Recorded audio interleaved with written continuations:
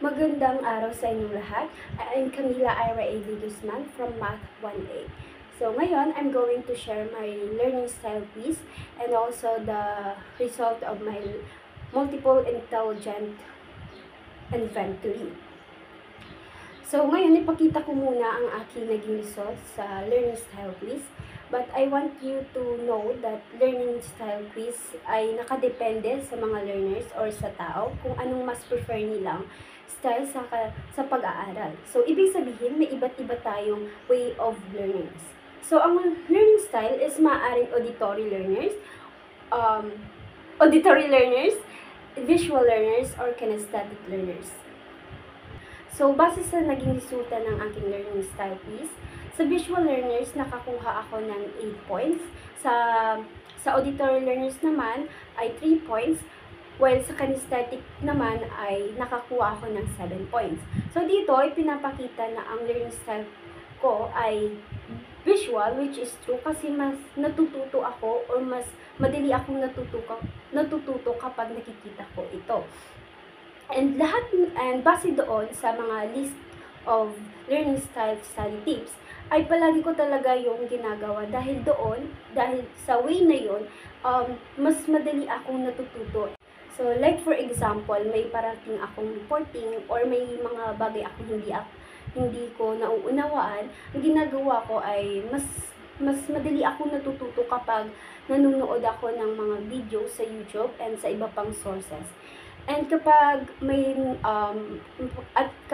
nagle-lesson naman sa unahan, ay mahilig ako mag-take note o mag-list ng mga important key points and mahilig ako magkopya ng mga nakasulat sa boards.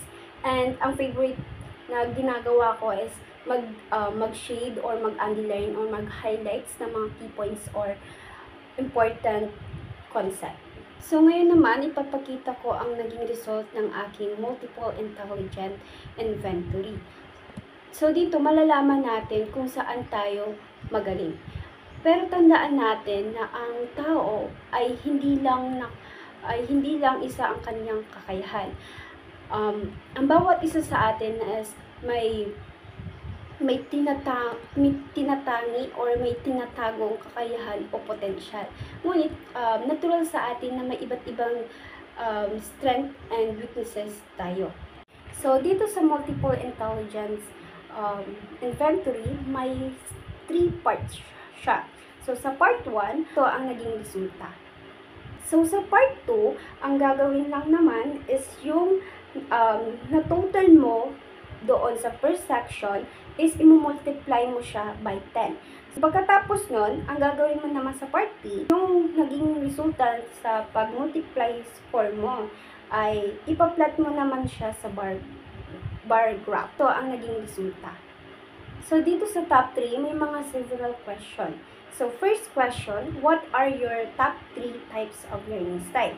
So, dito, base sa aking naging resulta, ang top 3 ko ay visual, first visual, second interpersonal, and third logical. Sa second one naman, bottom 3 types of learning style.